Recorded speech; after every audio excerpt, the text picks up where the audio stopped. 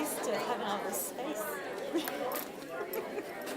cold up here tonight. I don't know where that air's coming from here or here, but I'm feeling a lot of cold air blowing right on top of it.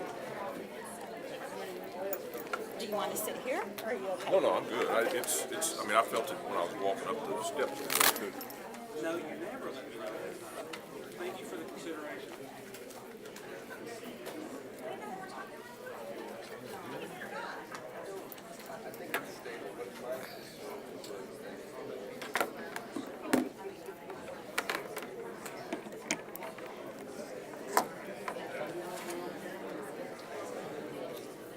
I wanted to make sure that I didn't have Amy Churchill on my, Chip Craig on my thing. In case Connie took care of it. We've had 2 straight months with only 2 people sitting. I know, that's what I said. I'm going to get Chip used was to over the there. space. Now Chip's going Bob's back. It's going to be hard to give up the space again.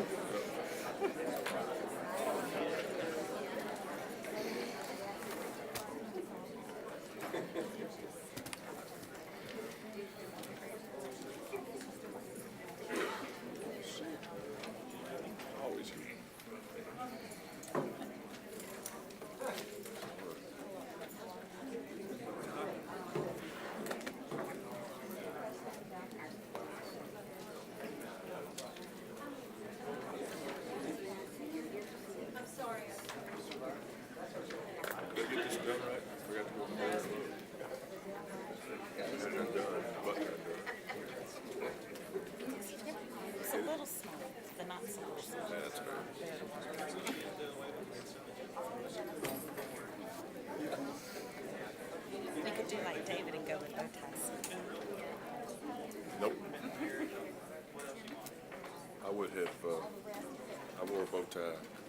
sideburns when I was very young, and no more.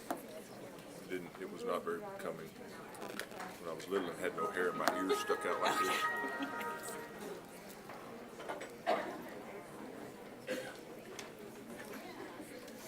It just wasn't very presentable. Yeah, there's not very many people that can pull them off. David is one of them. We had a cardiologist who's retired now, but he always wore it too.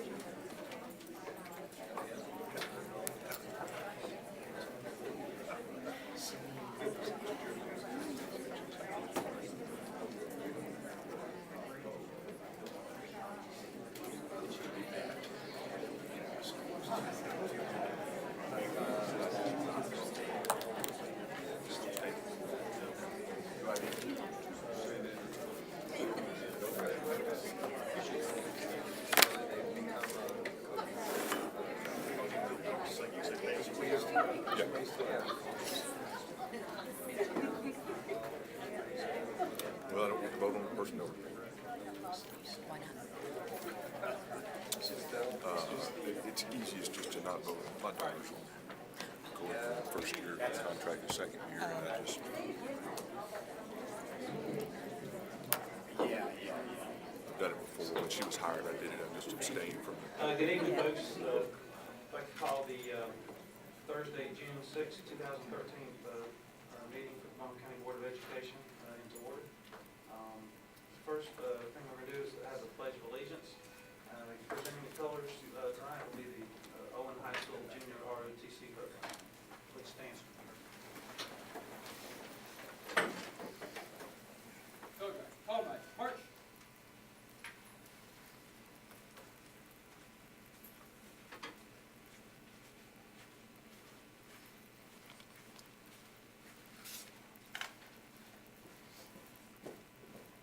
Okay, halt. Left, face. Present, colors. I pledge Allegiance.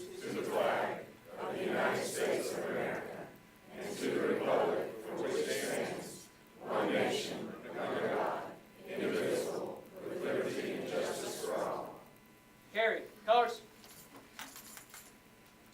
Left, face.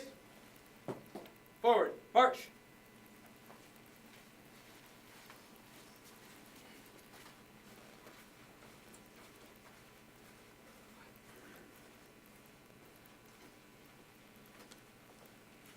Okay, if you'd remain standing and bow your heads for a moment of silence, please.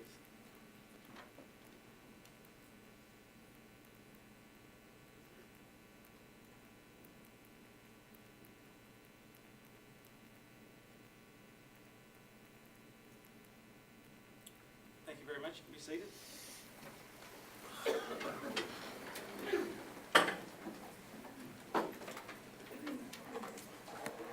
If you're here and you'd like to make public comment tonight, you'll have 3 minutes to do so. If you'd be so kind as to step over to your right-hand side, there is a public comment sheet so that we can record you being here. And let's see. Next on the agenda is the approval of the agenda. Just to make this a little bit easier, I've been asked to remove most of the items from the consent agenda, so I'm going to read what will be left of the consent agenda. That will be the closed session minutes from May 2nd.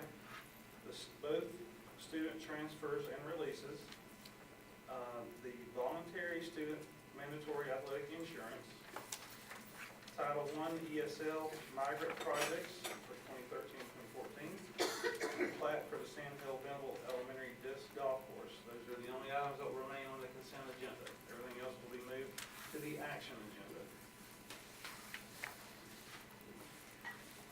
Do I have a motion to approve the agenda? Chairman, I move acceptance of the agenda as altered. Is there a second? I'll second that. All in favor, please say aye. Aye. Any opposed? Okay. Dr. Baldwin, your comment. It's really hard to believe that another school year has come to a close, and our last student day was Wednesday. In fact, it was an early release, and Friday will be the last day for our teachers. As I speak, 2 graduation ceremonies are taking place for our seniors at the Progressive Education Program, as well as the community high school. On Tuesday evening, our early college recognized 37 graduates, and that included 16 of those students receiving their associate's degree. That's an outstanding program over 5 years that allows both the combination of the high school diploma and associate's degree. In fact, a number of those students walked across that stage with 70-plus hours of college credit. It's incredible. Last night, I was able to attend and participate in the middle college. They conducted their graduation. Again, that was on the AV Tech campus. And tomorrow evening, and board, I will make sure you have these on your calendar, 7 o'clock, our Inca High School will graduate. They have 221 seniors. They will be in the U.S. Sailor Center. And on Saturday, that is a big day because Owen High School will start it out in the morning at their stadium with the graduation ceremony at 9 o'clock a.m. AC Reynolds will follow at 11 o'clock, and they will be back downtown at the U.S. Sailor Center. And then Mr. Brian Irwin High School, they're up next. They will graduate at 3 o'clock in the arena. And on Saturday evening, T.C. Robertson will conduct a ceremony at 7:30. Again, that will be in the U.S. Cellular Arena. Last but not least, Franklin North Buncombe will graduate in the Thomas Wolfe Auditorium on Sunday afternoon. That's been their traditional time at 2 o'clock. Board members, we hope you will be able to attend your respective district ceremony. It is my intent to once again participate this weekend in each of the programs, and that will begin tomorrow night. Ms. Swanger and I are trying to figure out taxi service to get off the stage at Owen in time to make it for the graduation ceremony for Reynolds, but I think I made it in 5 minutes last year, 5 minutes save time, so challenge ahead. As my wife said, make sure you take your Geritol for this. You may recall that within discussions for our policies, and those were policies 652 and 653, we had a discussion about religion in schools. And many of you can recall those discussions. And the board made a decision to conduct a pilot program within one of our 6 school districts.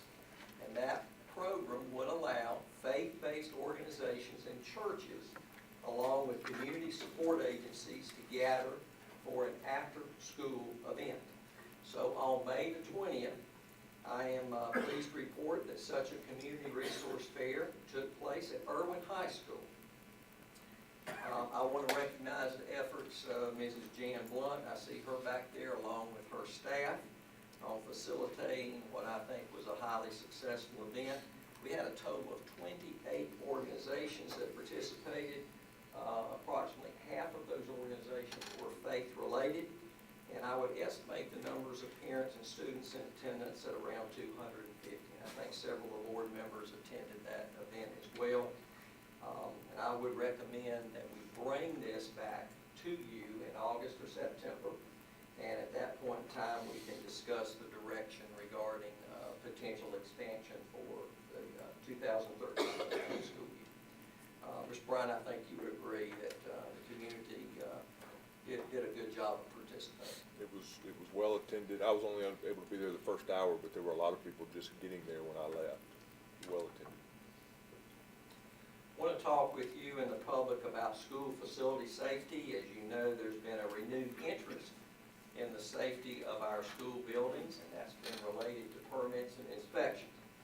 Likewise, our maintenance director and electrical supervisor, they've been publicly accused of improper conduct. And that's concerning school-based work, orders, and projects by outside contractors. During closed session, board members, you received a report based on my investigation of these allegations regarding both these employees, and while I cannot discuss specifics with you and the public, I do want to state that I have found no evidence of any intentional wrongdoing by either individual based upon the understanding, and I repeat, the understanding that existed at the time between our county inspections department and our school system. Communication from local contractors that we've heard from describe similar understandings they believe with county inspections. And I might also add that we are awaiting the results of an inquiry from the State Board of Examiners for Electrical Contractors. This inquiry was initiated as a result of a complaint that was lodged by a reporter at WLOS, and we will certainly welcome, as a school system, an objective evaluation regarding these concerns. I want you to know that this is not a new issue. Whenever a concern has been raised in the school system regarding safety, whether it comes from a parent, whether it comes from a community stakeholder, or whether it comes from a board member, it is always given priority. And that said, the more specific the information that is provided to us, the more efficient and effective is the ability for us to respond. You may recall that at our September 6th board meeting, Matt Stone, who is the Director of County Inspections, Terry Gentry, our Fire Marshal, and Greg Fox, who is our Buncombe County School Maintenance Director, he addressed the board regarding the school building inspections and permitted work. And our school system, I want to add, has always maintained a strong, positive relationship with all aspects of Buncombe County government, and especially the Fire Marshal's office. And I can echo that, having been a principal with the Fire Marshal, along with County Department of Permitted Inspections. Likewise, we are proud of the mutual support that's been provided between our school system and the county commissioners, along with county managers. And the public, by the way, you're welcome to go to and listen to those audios from that presentation by those three individuals on our BCS webpage. In fact, I would encourage you to do so. Here's what I believe is important for you to know. That on February 24th, 2012, there was a blanket permit that was developed jointly between Buncombe County Inspections and our maintenance department. Now, what did that blanket permit do? The permit covered in-kind work, what we call in-kind work in classrooms. And here's an example of that. Light fixtures, as well as electrical switch and outlet replacements, all up to a $5,000 limit. That's what that blanket permit allowed us to work under. It is my belief that before the blanket permit, such in-kind work, and all of us that own our homes, you do repairs. You're like the Baldwin home, with 4 kids running through it at times. You do a lot of in-kind work, is my guess, especially changing light bulbs. This understanding was compounded, and let me back up, I'm sorry. It is my belief that before the blanket permit, such in-kind work was understood by our maintenance staff not to require permits. This understanding was compounded by the belief that our fire marshal, who is a level 3 electrical inspector, in fact, I think you would hear that from him on the audio, covered such work through his 2 annual inspections of each school. That's mandated by state law, twice a year, with a certain number of days having to fall between the 2 inspections. This comprehensive safety inspections extended beyond the school's fire alarm system, and that system, by the way, your fire alarm system actually receives a third inspection during the year required, and that is done by an outside contracted company. Also, and I see a number of principals in the room, you're aware of this, a number of staff in the room, you're aware of it. Every month, each of our schools also test that system through a mandatory fire drill. That alarm system's tested. This understanding is not unique in Buncombe County schools.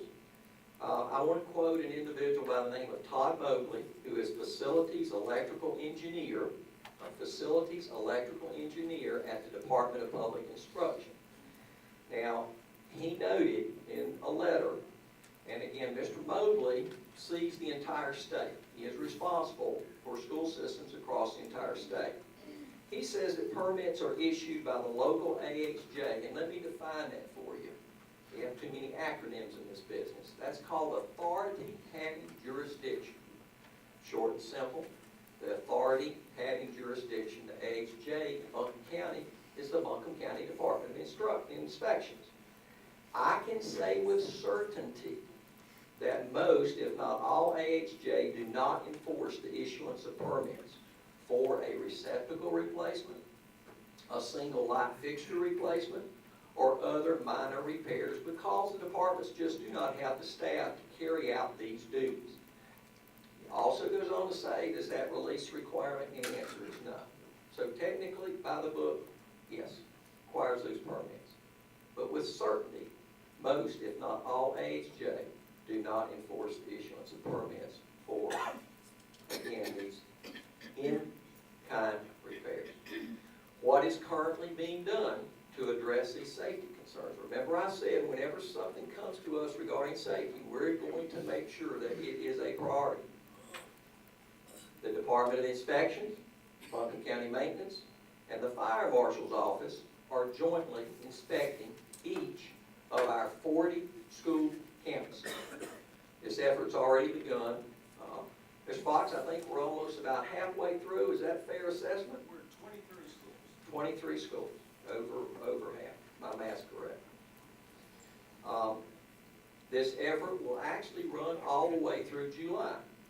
Since September of 2012, all work orders are reviewed on a monthly basis with County Inspections Department. We do that on a monthly basis to now ensure that there is compliance. Keep in mind that our maintenance department normally processes around 20,000 work orders per year. We're a large system, a lot of buildings, a lot to maintain. While outside licensed contractors doing work on our campuses, they have the primary responsibility for obtaining all required permits and inspections. Again, that's in Mr. Mobley's letter, he verified. We have added a checklist procedure, and that's going through our facility services. Mr. Fearley's here. That's done regularly to ensure that permits are fully secured, any work done by an outside contractor, prior to the release of any related funding. In closing, I wish to repeat our commitment to you, the public, toward maintaining a safe environment for our students and staff. And I strongly believe that our maintenance department represents very, very dedicated professionals toward ensuring the safety within all 40 of our school campuses. I'll talk with you about the local and state budget because that's at a focus. That's our focus right now. We anticipate the State House's version of this budget.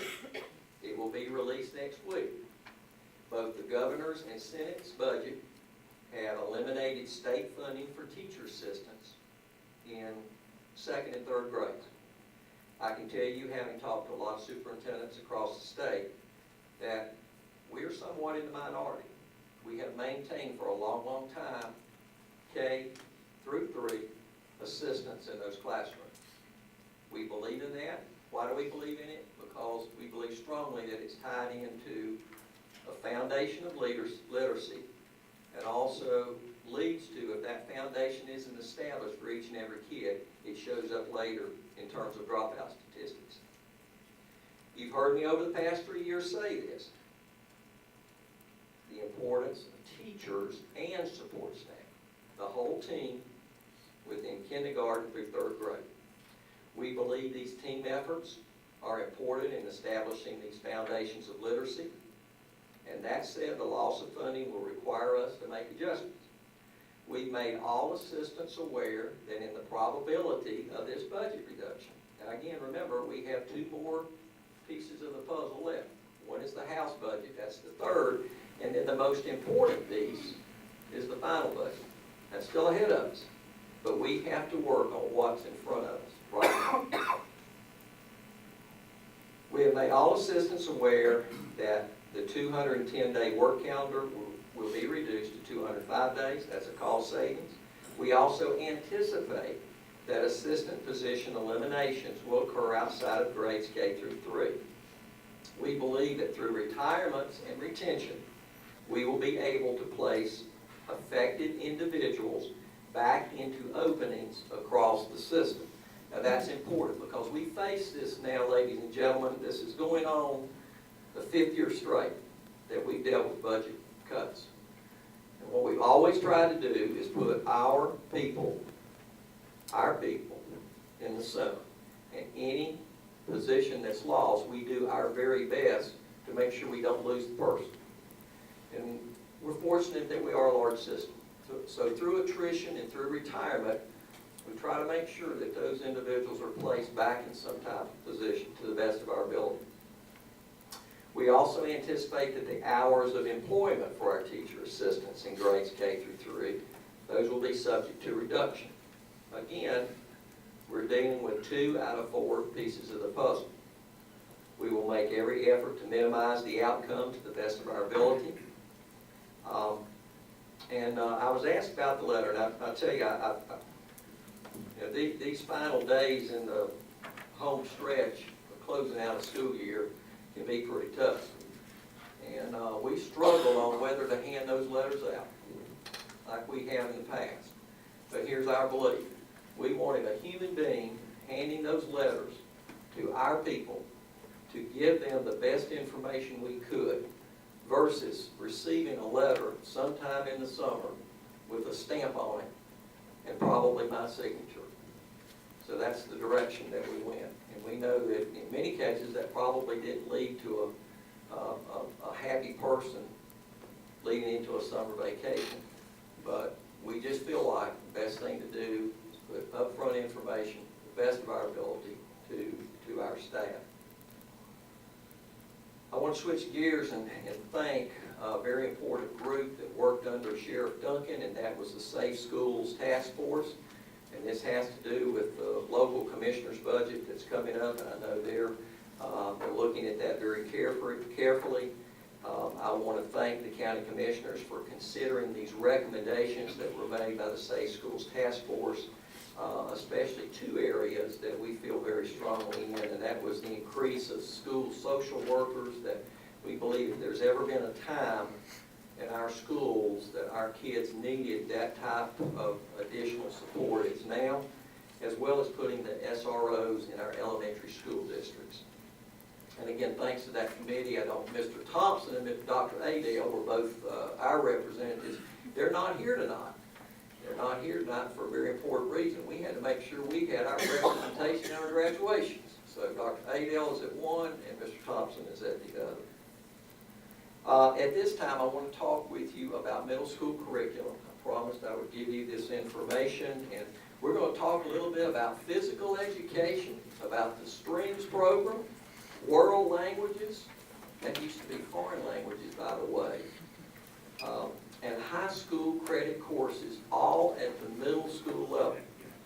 I'm going to ask Mrs. Swanger, our associate superintendent, and Mr. Blankenship, and I had to catch myself because I was going to introduce him as our director of secondary school education. He is for one. He is still weeks. officially, just for a little while longer, but I got a feeling there's maybe a few Inca district stakeholders out there, and Pretty soon, we're going to be introducing Mr. Blankenship as your new principal in Lincoln Middle School, and he's going to make a fine one. Let me start out with physical education. 5 of our, and what I've committed to the board to do is to give you a current update as far as what that middle school curriculum looks like. And then we're going to provide you some recommendation in terms of where we truly believe that our curriculum needs to move. Physical education, 5 of our 7 middle schools, they provide throughout the year structured physical education for all students in grades 6 through 8. Now, Valley Springs has structured those classes for at least half the year. It's a structured physical ed. Cane Creek Middle School offers the class strictly as an elective for 7th and 8th graders.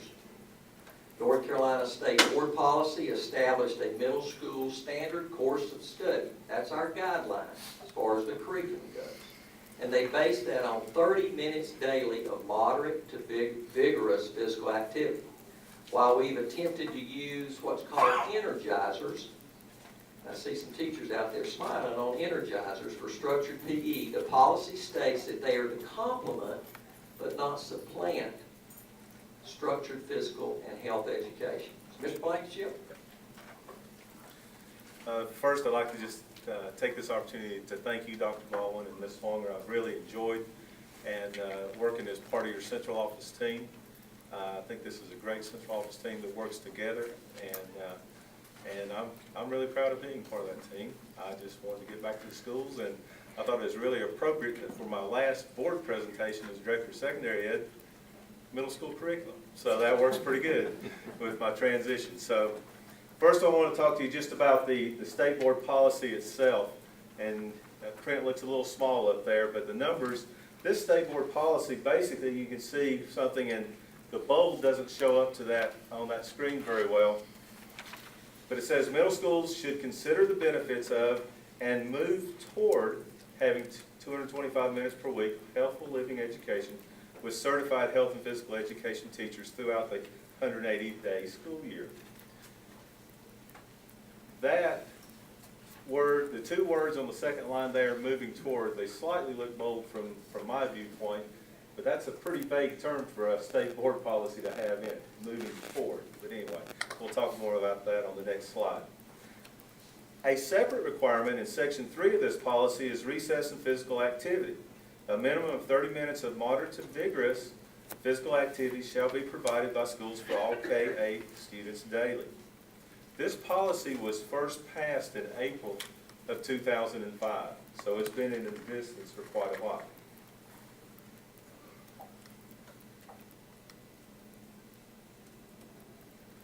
Well, figure out which set of keys work there.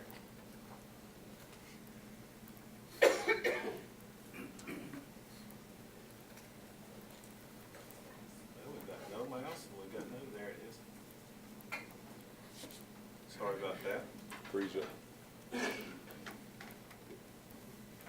There we go. One slide too many.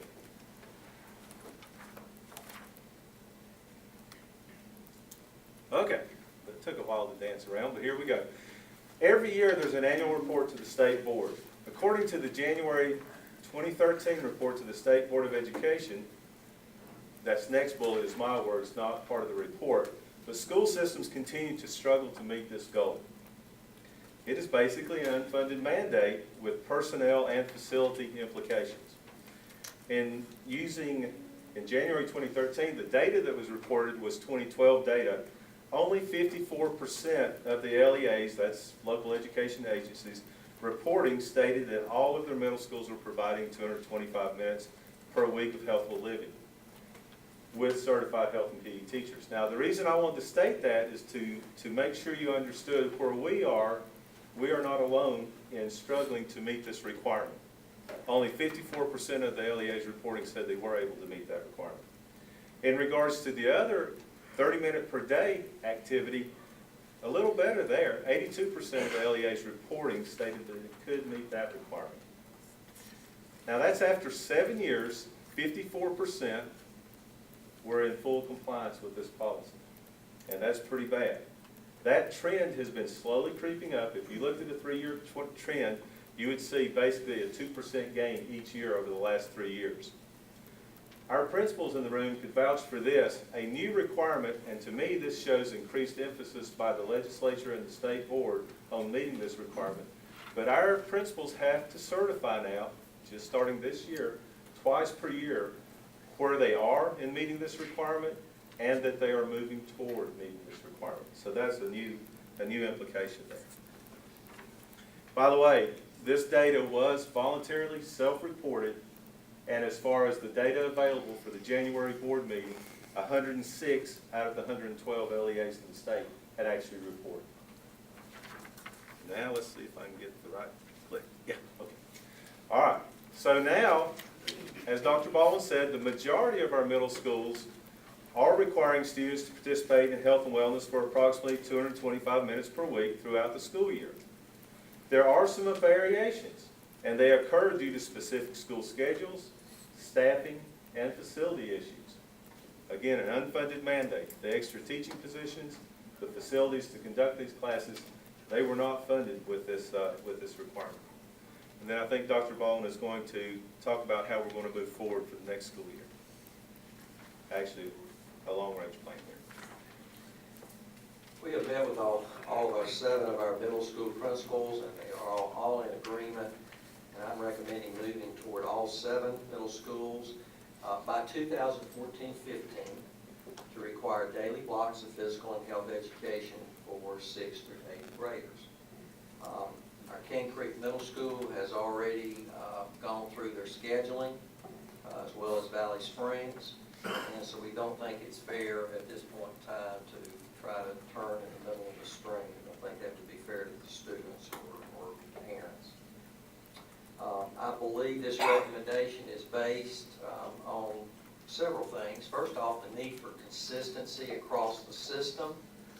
Just because a student happens to live in one particular district should not either put them at an advantage or disadvantage when it comes to course offerings if we can help that.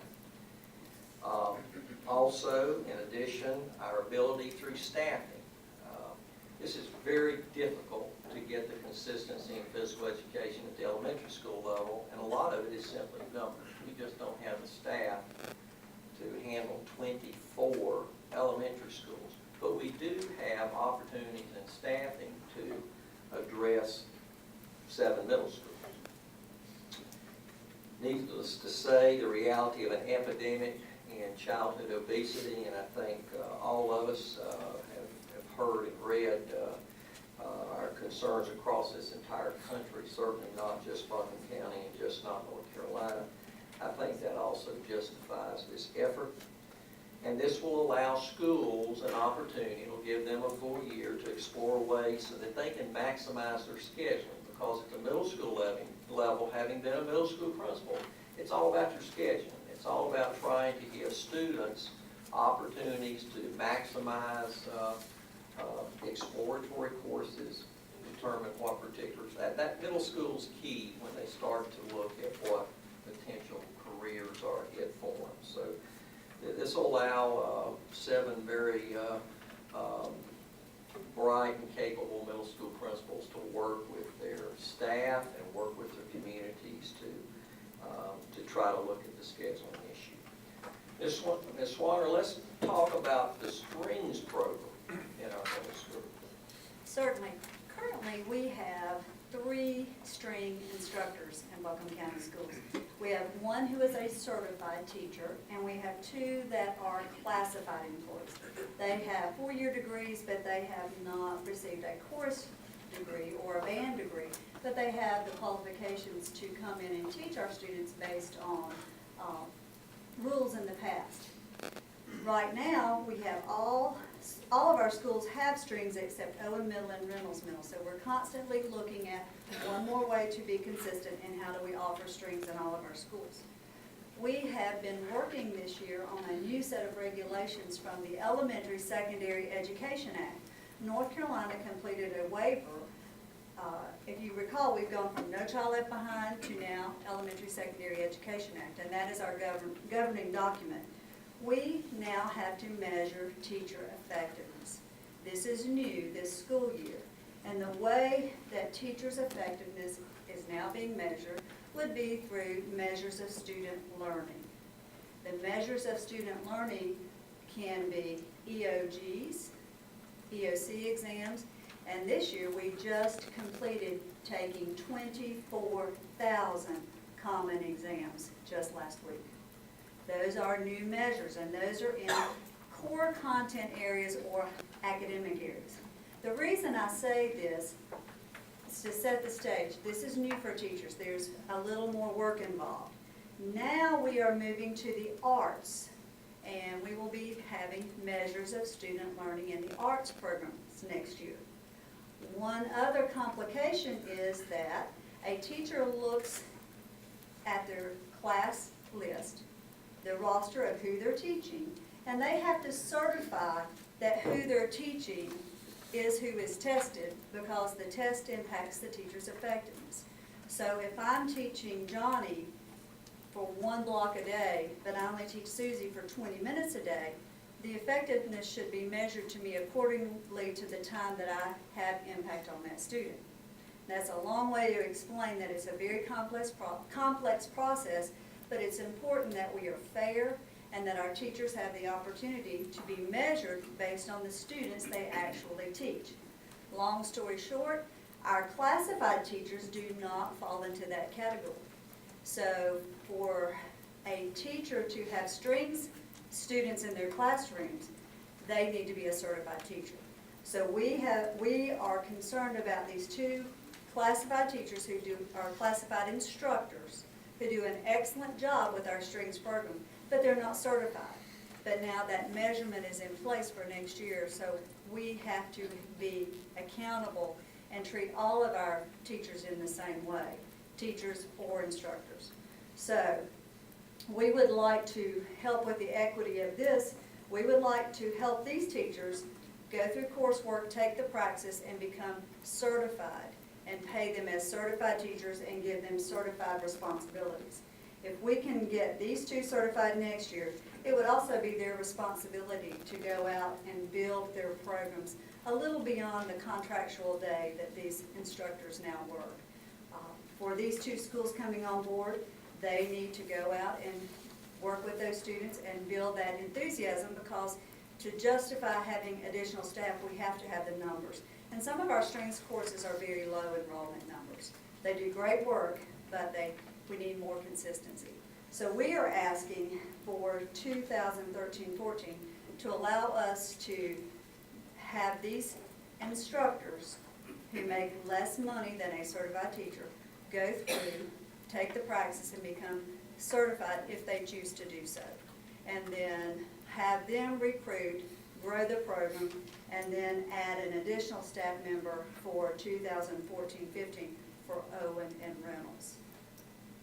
So a little bit complex, but I think the nature of teacher effectiveness, the nature of accountability for our teachers, and making sure that students are in the right classrooms with the right staff so that the teacher's effectiveness is measured appropriately is very important to our school district. Thank you, Ms. Swan. And again, just looking at ways to enhance a very important program for a number of our students at the middle school level. Let's talk a little bit about world languages. You've heard me say this several times, that if I had a magic wand and I could wave it over the budget, one area budget curriculum would be in world language, because I would love to see every elementary school in Baldwin County have an opportunity to teach our kids a world language. And I truly believe one of these days that'll happen. I don't think it'll happen in my career with the budget ahead, but I think it will happen. That said, I think for the middle school, this is probably our greatest challenge for consistency. The current budget just won't allow us to significantly add the staffing that we need to address all of our schools. So one potential vehicle that we're looking at very carefully and very seriously is in technology and distance learning. In that event, we would have to coordinate to make sure that in the place of the high school's world language program, that they're ready to accept first level world language speakers stepping into that 9th grade year. So we're looking at technology as a possible answer to give us that consistency across all middle schools. Now, you heard me talk about those students across the state at AB Tech with 70+ college credits. Parents, you sitting out there, can you imagine what savings you got if you're walking across that state with 70+? I wish Baldwin kids had that opportunity. But we're going to talk a little bit about that same concept coming to middle schools. Because what we're seeing across the state is a movement to send high school credit courses more and more down to the middle school. Now, why is that? What it does is for 8th graders, if they can pick up those required high school credits, then as they go into high school, it gives them more and more opportunities for advanced level electives. So, Mr. Blankenship, you will close us out on this. I'll do it. Yep. So what we're talking about is high school credit in middle school. And there are some rules in play here that we need to follow, so we need to talk about those and just make sure everybody's aware. First of all, the teacher has to be appropriately licensed. You have to have basically the secondary credential in whatever you are trying to award the credit in. The state board, through a policy, I don't have that number memorized, but I think it's CS1. But anyway, the course for credit allows options for lots of different courses. World languages, we already do in some schools.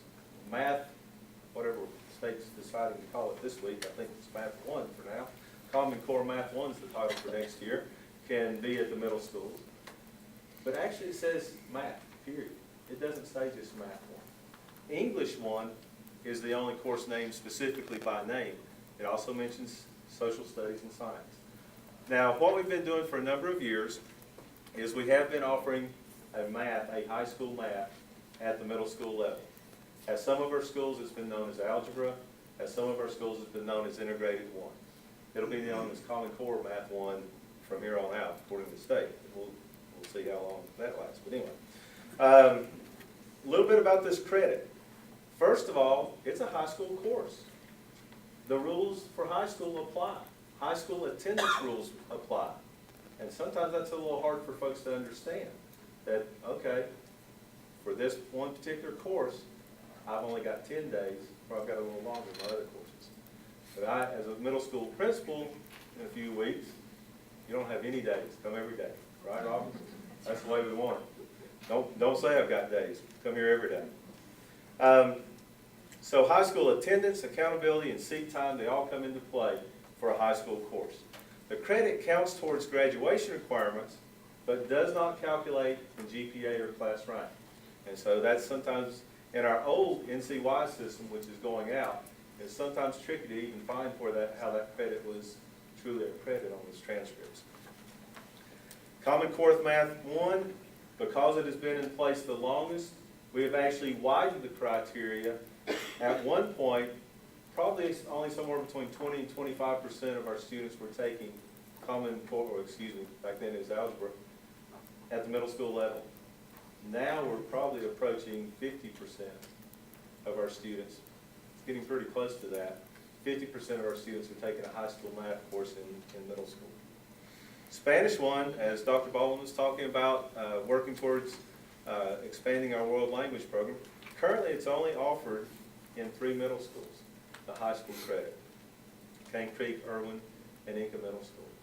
And those opportunities, it's a great opportunity, but again, it comes with the seat time requirements, and with world language being part of the Unified Arts program, the seat time requirement is even tougher to meet. The expansion for this year that we're looking at is an English 1 pilot for Irwin District. And the reason I've got in parentheses there tentative, I still want to do a little research over the summer to contact, we've identified school districts in the state that are doing English 1 in middle schools. We want to contact those school districts, get their plus and minus, make sure, learn from other trial and error. Let's not just start out cold. Let's contact the folks that are already doing this and see where they are with it. Why did we choose English 1 instead of maybe the options for science and social studies? because the English 1 curriculum actually aligns very well with the 8th grade English curriculum. The typical freshman social studies class is world language. That doesn't align very well with North Carolina and U.S. history taught in the 8th grade, the normal, regular 8th grade social studies requirement. So the English curriculum aligns. So that's where we are right now, and that's our plans for the coming school year. The reason the Irwin district was chosen for this pilot is because the middle school and the high school both were on the same page that yes, we want to participate in this type of pilot. But again, it's tentative pending a little more research this summer. Thank you, Mr. Blankenship, Squally. Board Chair, I think this may possibly lead to us to a very interesting work session in the future. Talk about more and more expansion in the middle school curriculum and sort of where we go from here. But that's our best recommendations at this point in time. I want to close out by probably leaving, from my standpoint, the most important thing for last, and that is I want to recognize principal and central office retirements. We sort of said behind the scenes, this is the grain of the central office this year. In fact, 2 years ago, we had 12 principals retire. This is sequential years, but we're losing some incredible talent, incredibly dedicated professionals. 2 of those are currently principals in our system, and those are Marcia Perry, who's at Hall Creek Elementary School, and Tom Keever at Income Middle School. And I want to recognize them. In fact, all of these individuals, the thing about them that I would have to say is they are incredibly quiet leaders. And so if there's any hint that they're publicly going to be recognized, you can't find them. We made an attempt, but I want to publicly recognize them. Those are 2 of our very best, and we're certainly going to miss them, but we wish them the very best in retirement. By the way, Mr. Keever is going to become the director or principal of a school in Poland, and that particular school is in the top 10 in terms of international schools in the world. So this is something he has experienced and done in the past, and we wish he and Ms. Perry both well. On our central office front, Mrs. Neerremer and Geneva, I think you're here. Okay, you didn't sneak out on me. Thank you.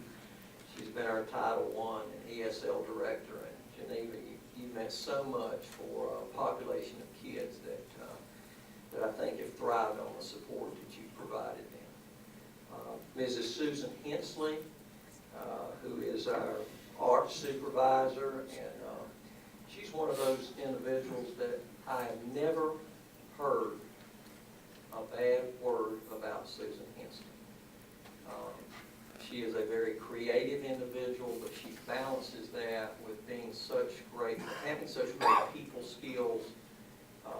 We're certainly going to miss Dr. Hensley, and she's probably not here. She would be one that we would have to send also Ruby out to handcuff to bring her in.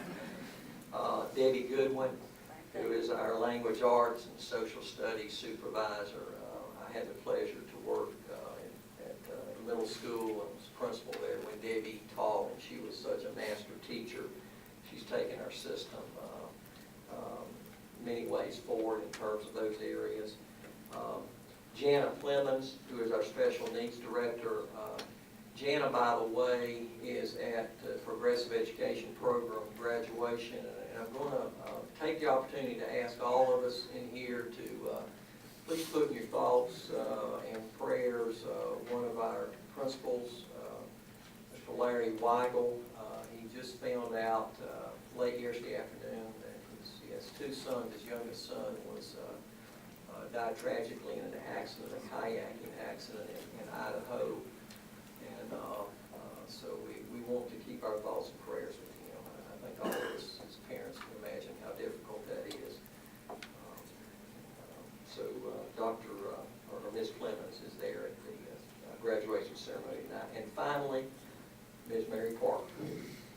I don't know what else I can say about Mrs. Parker. She is considered one of finest chief finance officers. She has served this system incredibly, and let me tell you, with what we have gone through, and I say we, and that's all of us in public schools, K-12, to have the expertise that Mrs. Parker has brought to this school system regarding the budget. We've been so incredibly lucky. But we wish all these people just the best in their retirement, because let me tell you, every single one of them deserve it. So, Mr. Chair, with that, I close my lengthy comments tonight. Mr. Chair, I have some questions for Mr. Blankenship about his presentation. Okay. Mr. Blankenship? Yeah, I'd like to say I was very disheartened that these topics were not on the agenda. I know there are many people who would have been here tonight if they had known that this would be discussed. As far as the implementation of the PE classes, the year-long PE classes for our middle schoolers, I know many Unified Arts teachers have been very upset that their classes will be supplanted by the PE classes.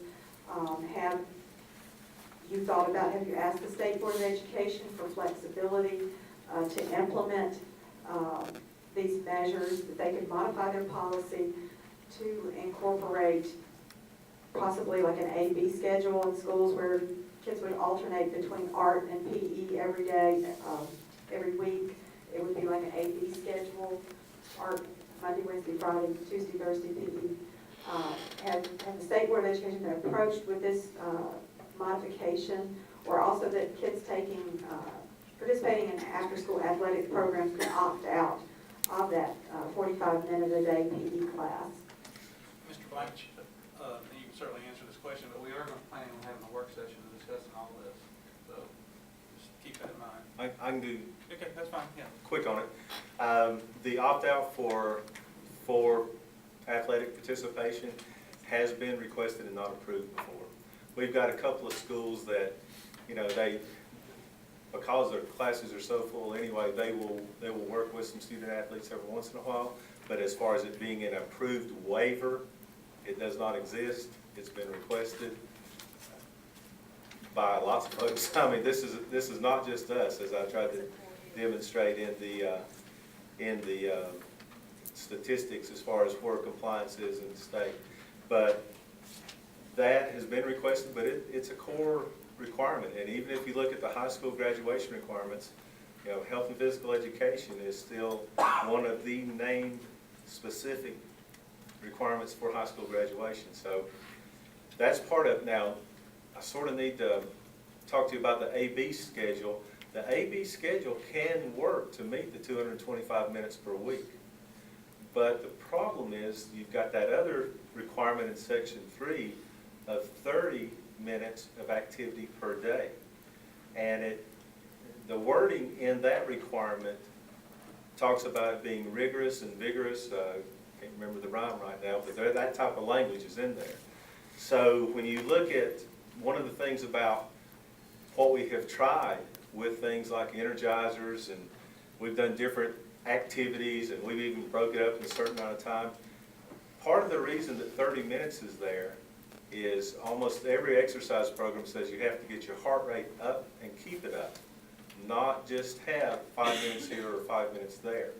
The other thing, and I think our middle school principals that are here would vouch for this, when they tried to put activities in place like energizers and things, faithful implementation of that is very difficult to sustain over time.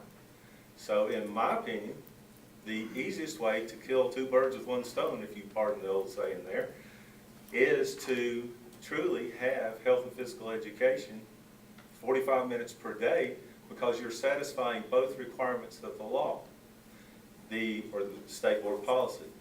The policy clearly states that the 30 minutes of vigorous activity daily cannot supplant the required health and physical education by a certified health and PE teacher. But vice versa works. The 225 minutes, if you break it down into daily doses, can satisfy the 30 minutes of vigorous activity daily, because there's no restriction against that. I know there was a misunderstanding regarding the State Board of Education policy, and they issued a memo several years ago, which I'm sure everyone here has received in administration, that said, this does not mean that you can mandate PE for middle schoolers. All it says, is a 30-minute requirement. It said, like you said, moving toward 225 minutes per day. But it is not a mandate to have year-long PE classes, and that's made clear by the State Board of Education. We now have a new state board. New members are on that board. I think it would be very plausible for the board to ask for flexibility, to send them a resolution if necessary, to implement the 30-minute energizers or exercises a day. I mean, other school districts have a recess period for K through 8 students for 30 minutes a day. As I said, I think every band director would be here tonight if they knew this was on the agenda, because they know their classes are going to be supplanted. This is the only elective in middle school that Buncombe County is making mandatory, the PE classes. They should carry equal weight with all of our elective or unified art classes. We're not mandating art, we're not mandating PE, we're not mandating CTE classes.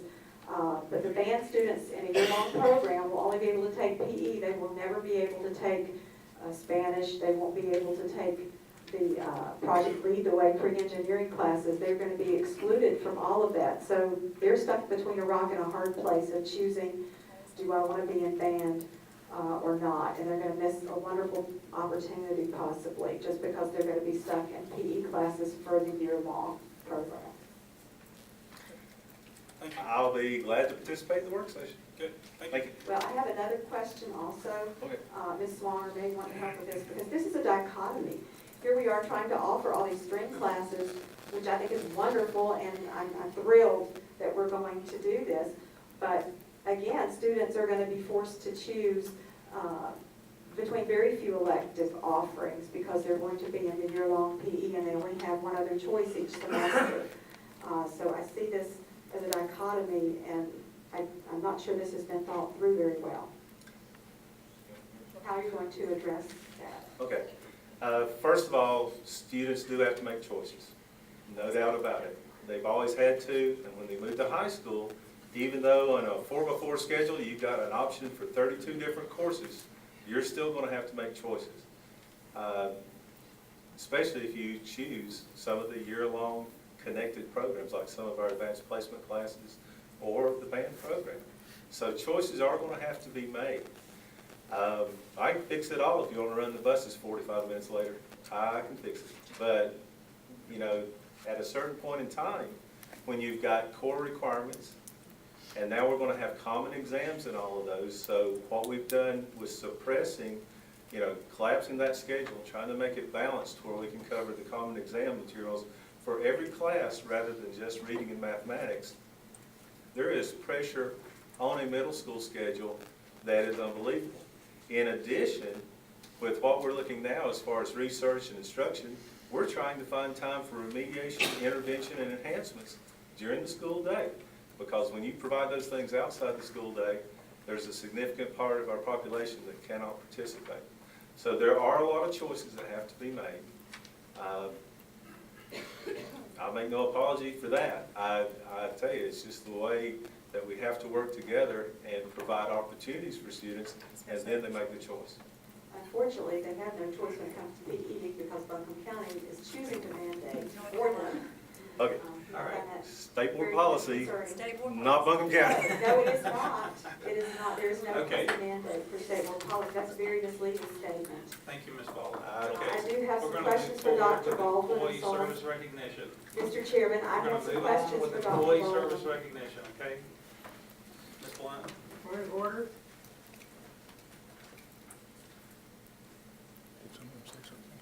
Mr. Chair, would you please recognize the individual who called a point of order? Ms. Blunt? Point Point of order. I call a point of order. What's your point of order?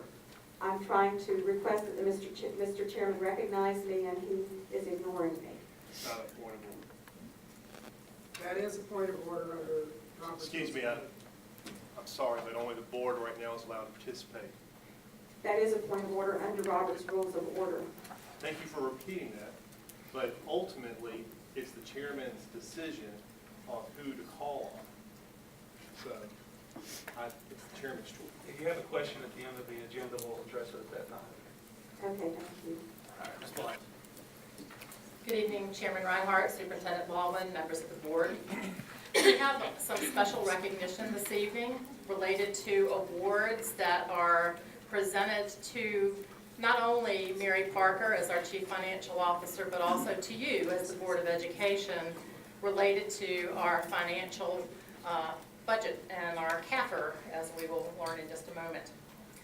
The first one of these awards is from the Government Finance Officers Association. They have judged that our CAFR, which, to explain that to most of our audience unfamiliar with the term CAFR, is the document that is available on our website that details how the money is spent by the school system that's given to us from the taxpayers, where it goes, how it's spent, and an accounting of it. This Certificate of Achievement and Excellence is the highest form of recognition in the area of government accounting and financial reporting, and its attainment represents a significant accomplishment by a government and its management. This award of financial reporting achievement has been awarded to Mary Parker and to you as the department or agency designated by the government as primarily responsible for preparing the award-winning CAFR. The CAFR was judged by an impartial panel to meet the high standards of the program, and it includes demonstrating a constructive spirit of full disclosure to clearly communicate its financial story and motivate potential users and user groups to read the CAFR. I encourage you to read the CAFR. This is the hard copy. So when you're ready to go night-night, no, I'm sorry. But it is available in its entirety on our website. If you go to buncombe.k12.nc.us, under the Finance Department, you will find the entire CAFR. It is chopped up into small pieces so you can read a different section each night, and it has lots of wonderful information. So that's what we're winning the award for. And I don't know how many years, Ms. Parker, we've won this award. 24. Ms. Parker is going to be retiring and leaving us soon. She has a room full of these. In fact, we sort of went digging to find them. We have not received one. She was going through boxes of them. They're all over her wall. And then there's boxes like piled here and there, and a couple she hadn't taken out of the packaging yet. But she has been winning this award for a really long time, and that's a very, very good thing for Buncombe County. It's especially difficult for a county our size to win these awards because our budget is so big. If you're in a small county without so many dollars to spend and so many ways to spend it, it's a lot easier to make sure that all the T's are crossed and the I's dotted. But in a school system our size, that's very rare.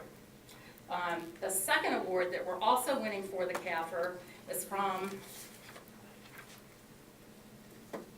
the Association of School Business Officials International. This group was founded in 1910 and is a professional association with more than 5,000 members. It provides programs and services that promote highest standards of school business management practices, as well as professional growth and the effective use of educational resources. The Buncombe County Board of Education has received the Association of School Business Officials International Certificate of Excellence in Financial Reporting Award for having met or exceeded the program's high standards for financial reporting and accountability. This is for last year's school fiscal year. So, Bob, if you would come down, Chairman Reinhardt, and let's, Mary, if Ms. Parker would come forward. We actually have not received the 2012. I'm going to have you hold the 2011. This is the 2012, which is the year we're talking about.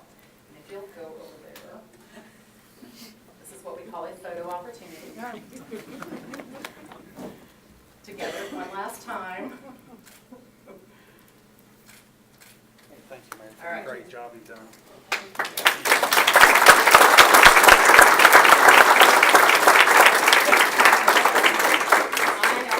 I'm not supposed to say anything about the fact that she's retiring, but we have started a tradition, I've mentioned it before, just kind of for fun.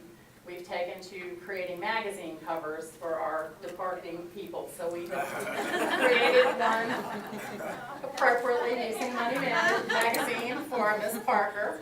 So she will have something to hang on her wall. Notice the retired with the waist area. And notice the corner.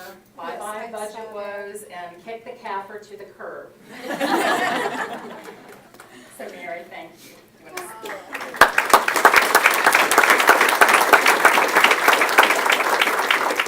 Everybody promised me they weren't going to do this, because I don't know if you've ever heard that Irish blessing may be in heaven a half an hour before the devil knows you're dead.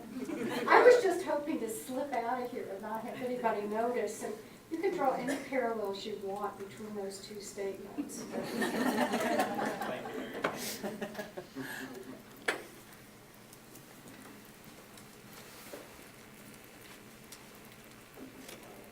Shall I continue with the? Yes, Ms. Blunt? We have quite a bit of good news. It is the end of the school year, and as people have lots and lots of accomplishments, there are a number of students we're going to recognize in a moment. But first, I'd like to introduce Joseph Huff, who is our Transportation Director, to present the Tracy Lee Calhoun Award.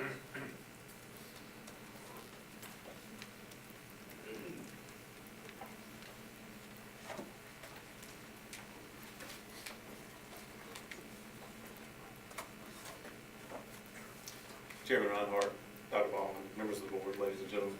This is one of the highlights to my year to recognize what we consider the Bus Driver of the Year Award via the Tracy Lee Calhoun Award. The individual that usually comes could not be here tonight. That is a Miss Kay Thorpe with Asheville Oil Company, Smoky Mountain Heating and Air. And she asked that for her portion, if I could just read a letter, and then we'll move on.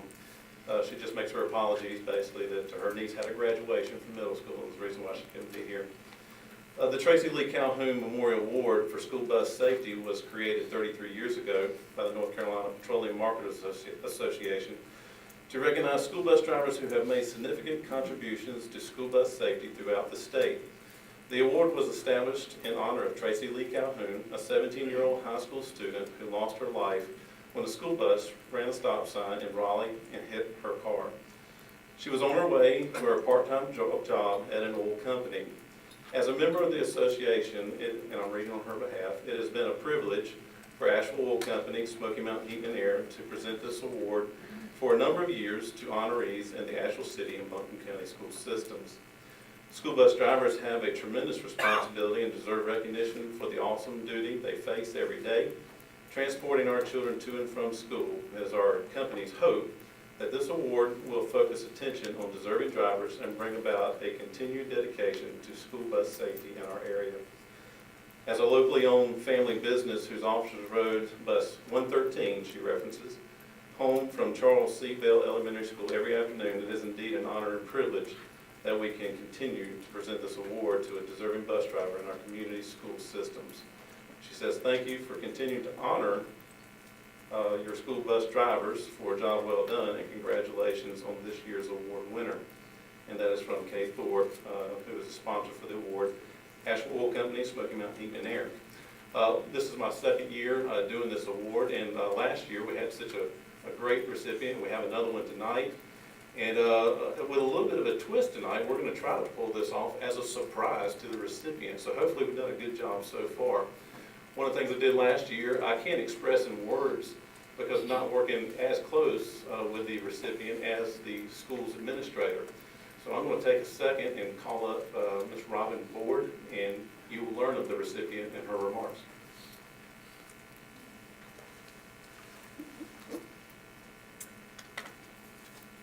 Cane Creek is honored that one of our drivers has received this award. This young man has a spotless driving record, and in his personal driving record, he has had no violations. He is the pattern that bus drivers should be cut from. Number one, he never misses a day, and number two, the students know that they are safe when he is behind the wheel. He is also a retired CTE teacher with Buncombe County, and he has driven for us for 24 years. So Dr. Baldwin, members of the board, I'd like to present the Buncombe County Bus Driver of the Year to Mr. T. Lee Smith.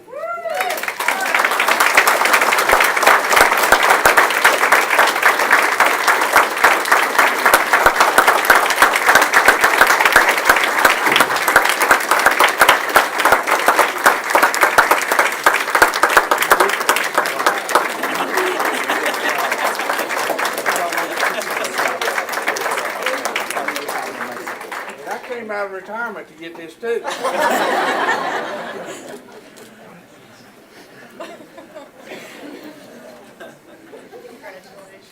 Way to go.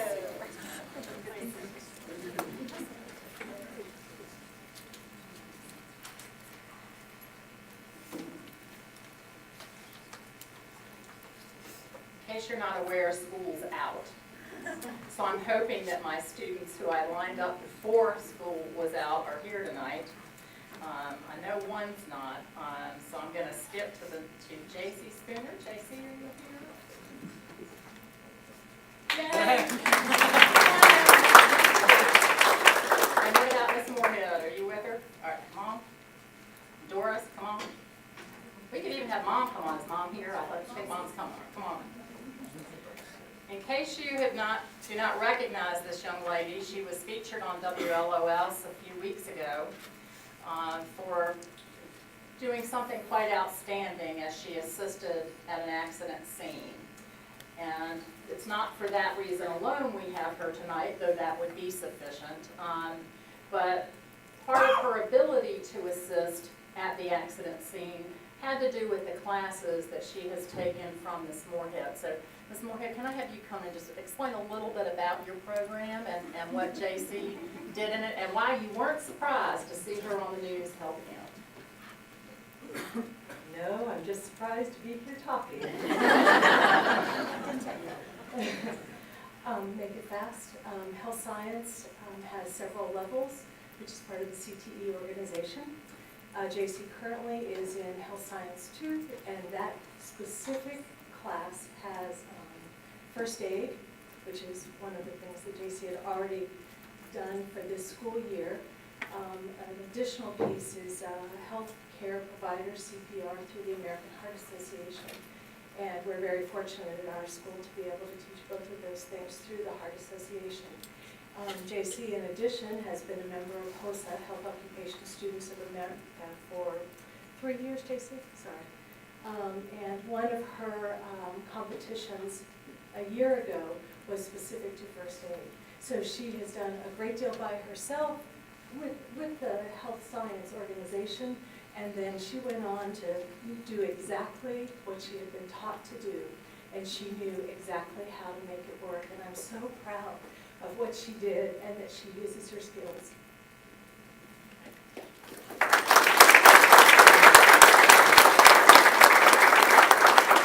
JC, would you mind coming and saying just a little bit about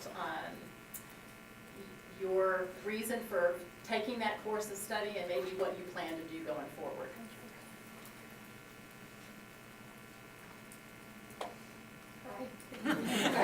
I chose to go into the health field when I was 8 years old after I had an autistic brother who was born, and I saw all that Mission Hospital had done to help him through all the years, even though they still help him today. And probably about 3 years ago, after a friend of mine who went to Reynolds had a child who went through the NICU at Mission, I decided that I wanted to be a neonatal nurse practitioner. I've been in her class ever since.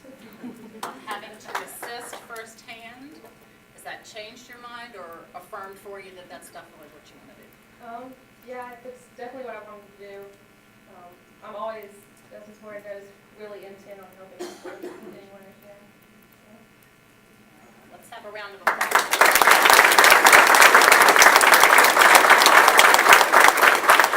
Thank you to Jason's mama for being a supportive mom, too. Ms. Sellers is her principal. So thank you all very much for being here this evening.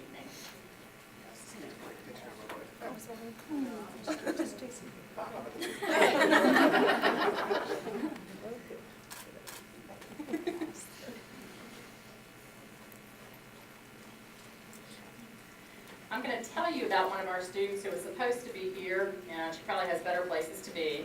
But her name is Izzy McCurry, and she's a T.C. Robertson student who, interestingly enough, was featured in Sports Illustrated's Faces in the Crowd in the month of May. JC, last I heard, had recently broken the state home run record in softball and broke the North Carolina record for career home runs. The record was, when I had this conversation with her coach out at Robertson a couple weeks ago, the record for the state was 27 career home runs. That was the record. Izzy, our student, had had 40 career home runs and had not gotten to the playoffs yet.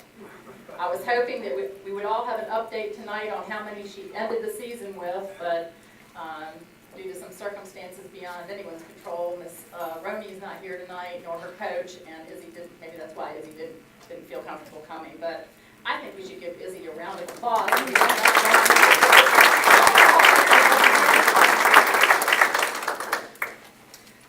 Thomas Halbert, are you here this evening? Yes. Come on down. I'm going to turn the podium over to Christy Cheek, who's going to tell you about this young man's accomplishment and show you his accomplishment. He is the winner of a recent logo contest held by the Career Tech Education Department. The goal of the contest was to create a new logo that would symbolize the transformation that Career Tech Ed has experienced from its early vocational roots to its new emphasis. And here to tell you about that is the Director of Career Technical Education, Christy Cheek. Thank you. Good evening, Chairman Reinhardt, Dr. Baldwin, members of the board. All I can say is it's a great day for CTE. I mean, if that's not an empowering and uplifting story, heroes at work, that's what it's all about. And that's why we do what we do for students. So it just makes it all worthwhile. And I'll probably cry here in just a second. So, but anyway, as part of our CTE Advisory Council, Kitty McCurry, who is right here in the front row almost, she heads up our marketing committee. And so we are truly investing and putting project-based learning at the helm of what we do in career and technical education. Anytime we can emulate or provide project-based learning for our students, we know that that's a step ahead in the right direction.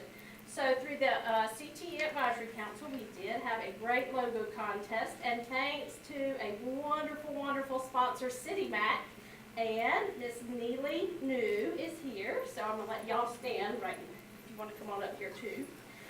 We had over 40 entries, and our middle and high school students were invited to take part in the CTE logo contest. And as Ms. Blunt said, we're really trying to create that new vision and new image of career and technical education. So tonight, our student is from Irwin High School, and we're so proud of him and the work he did. His teacher, Miss Cannon, is here too, and I'm going to pray when I get this switch that it's going to come on and you're going to see the winning logo. Mr. Blankenship told me it would work. There he is. There is our new CTE logo that really represents that global feel and shows that we are definitely leading the way. So I'm going to turn this over to Miss Cannon, but he is going to receive an iPad. The perfect way to promote.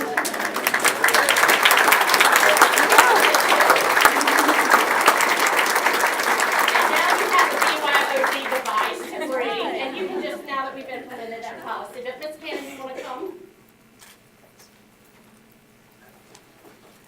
I'm just so happy that school was out yesterday that I'm not going to cry, but I still am very, very, very proud of Thomas. I've taught him marketing this semester, and he's really one of the students that you always want in your class. He's there waiting for me every day at my door, and he comes early and he tries so hard. And when I presented this project to my class, he came up to me afterwards and he said, "Ms. Cannon, I just have to tell you something." And I said, "Yes, Thomas." He said, "You need to probably just let everyone else know that I'm going to win this." And he did. And I'm so proud of him. I know that Irwin is so proud of him. And I'm just so happy to see him applying all of the things that he's learned through CTE courses. He makes us very, very proud. So, and he has a few things he'd like to say as well. I don't know if he'd like to say them, but I told him to say them.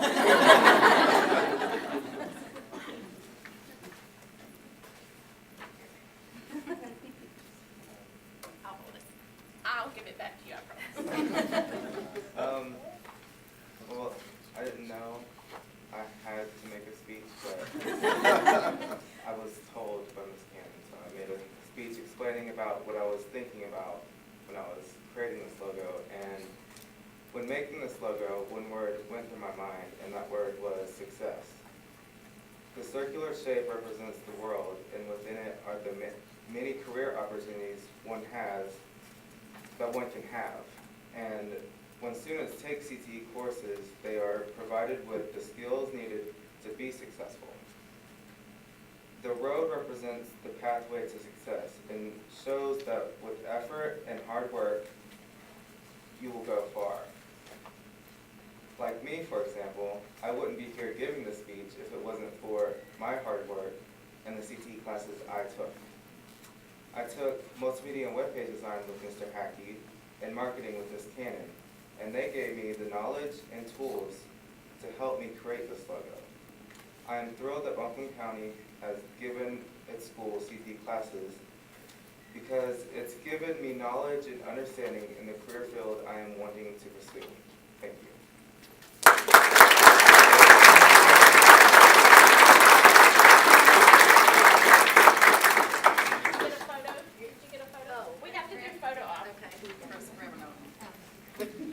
Would you like to come down?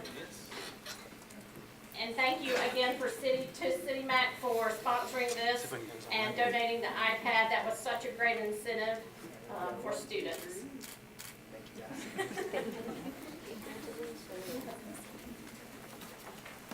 So another project that we worked on this year in career technical education was with the Asheville Home Builders Association. So let me just, while Caroline Sutton is coming forward, so she and I talked this summer and she said, how would y'all like to participate in the Playhouse project? And I said, absolutely, we'll do that. Here I am thinking Little Tykes Playhouses, okay? And we're gonna get involved and we're gonna build these little playhouses and they're gonna be great. So they were great, but they were not little, okay? So when they received their specs, every high school received the same specs, and the drafting students designed the playhouses, the construction students built them, the interior design students decorated inside, and the marketing business students sold tickets for the playhouses. So it was very funny one day. I have been promoting these playhouses and promoting them. And we went over to the Ag Center for the Spring Home and Garden Show, and I had told them how nice they were and important to them, as Ms. Swanger and Ms. Blunt, as we went over there, because we were doing the WOS segment, and they go, oh, and that's all they could do. It's just, so, needless to say, they bought tickets too, and we know the raffle was not rigged, because Dr. Baldwin was drawing the tickets out, and I didn't win, and he didn't win, and I bought a ticket from every darn school, so I did not win. But anyway, I do want to thank them for everything they did. They supplied the entire supplies and materials for the playhouses, and while Caroline's coming up, we have a short video that's going to kind of put this all together. But she's going to maybe, we're going to recognize our 2 top winning schools, and then hopefully I'm going to change this video out. Yeah. Before you guys see the video, thank you for having us here tonight. We really enjoyed this partnership with the CTE program. It's really nice for our builder members and associate members to be involved with really the people who will truly be in this workforce in the future. So this is a great way for our organization to give back and provide some of that training. So the project was a huge success. I'm here tonight to present a check for $4,655 to the CTE program. And we're gonna, so we'll let you guys see this video so you can know exactly what we're talking about. We hope. The Asheville Builders Association was proud to facilitate and host the first annual Playhouse Showdown for the Baldwin County Career and Technical Education Program. Hold on. You know, it always, we're going to have a little technical difficulty, and then we're going to go back and do it again. I promise. It's going to work, isn't it, Monty? No. Monty, now, come on. The Asheville Builders Association was proud to facilitate and host the first annual Playhouse Showdown for the Baldwin County Career and Technical Education Program for 2013. The 6 Baldwin County high schools designed and built playhouses to be raffled on location. AHBA member companies generously donated all materials to the high schools for the opportunity to create a playhouse that directly benefited their school. Each school received $2 from each raffle ticket sold to utilize within their local construction classrooms. The remaining proceeds went directly back to the schools in the form of scholarships for their local CTE programs. Raffle tickets were $5 and included admission into the annual Home and Garden Expo, which was held at the WNC Ag Center on April 20th and 21st. Together, the Buncombe County High Schools raised over $4,600 for their respective career and technical education programs. North Buncombe High School was awarded the Best in Show Award based on craftsmanship, design, and creativity as chosen by the Asheville Home Builders Association builder members. Owen High School walked away with the People's Choice Award based on votes taken on location. The Asheville Home Builders Association thanks the many companies and vendors that donated supplies to each school, as well as the generous time donation from AHBA builder members who visited the schools and mentored the students throughout the project.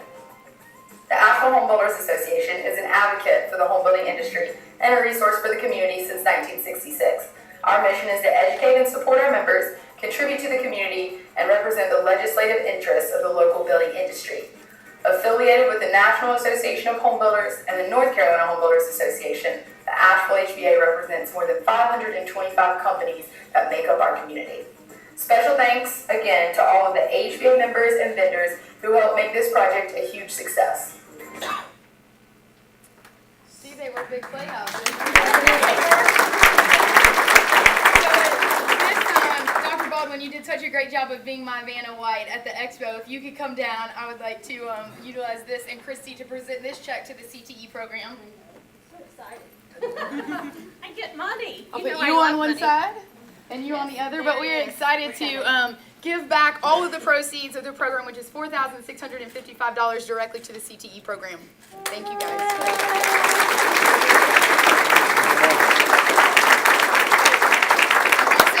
Very quickly, we have two other awards and checks also to give. The first one is going to Owen High School. They received the People's Choice Award uniquely. All of the visitors at the Home and Garden Expo got to vote for their favorite playhouse. So I would like to present this and a check directly to Owen High School for $250. Thank you, lady.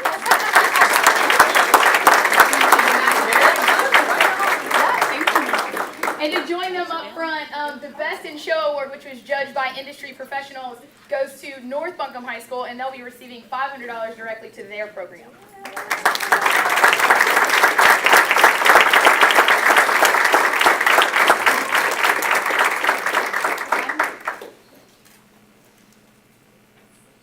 So again, thank you guys for letting us be a part of this project and for all the support. And I want to thank everybody because this was such a collaborative effort on everybody's part, and that really does signify that 21st century skills that we talk about. And I just want to say next year, everybody will be buying tickets for the playhouses. So thank you all. Thank you very much. And that North Buncombe was my favorite too, Jack, by the way, if you have any strings. I was thinking, you know, I have a husband who could live comfortably in that.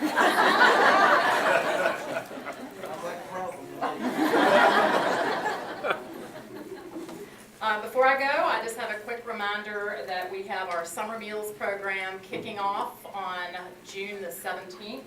It will run till August the 9th. We will have open locations where any child ages 2 through 18 can go and get a free, probably lunch, but in some places also a breakfast. Those locations are on our website. We'll be talking about that tomorrow during a WLOS live remote that will go on all day from 5 a.m. until 8 p.m. for Children First Communities and Schools. They're having a food drive tomorrow and have asked us to be part of that. So tune in and you'll learn a lot about children in poverty. In case you aren't aware, at least 1 in 4 children in our area live in poverty. We have a free and reduced lunch rate of 55%. Some of you are at schools that go up to as high as 92%. So the question becomes, how do those children eat when they do not have their free breakfasts and lunches provided for them at school? So we're happy that last year we delivered 52,000 meals. Not when I say delivered, they came to us, but we served 52,000 meals. Our best estimate this year is that we may be serving 80,000. And the money for that all comes from the USDA, who has a program for these meals, not local money, not any additional expense here. And in fact, Bill Murdoch, I ran into him at our early college graduation, and he hastened to assure me that if we do run into any funding gap, Evelyn Charities will step in and pay for any additional expenses that the program may have over and above what the USDA does. So I'm happy to report that to you this evening. Now, I have to confess a senior moment. Someone called me Tuesday and said, can I jump in and give you a piece of good news? And I can't remember for the life of me who. So if you're here, raise your hand now. Okay, good. Maybe it was just a dream. Thank you. Before we move on with our public comment, if you're here and would like to make public comment and you haven't signed up, please do so. We're going to take a quick 5-minute break and then we'll get started with public comment. So, board members, real quick.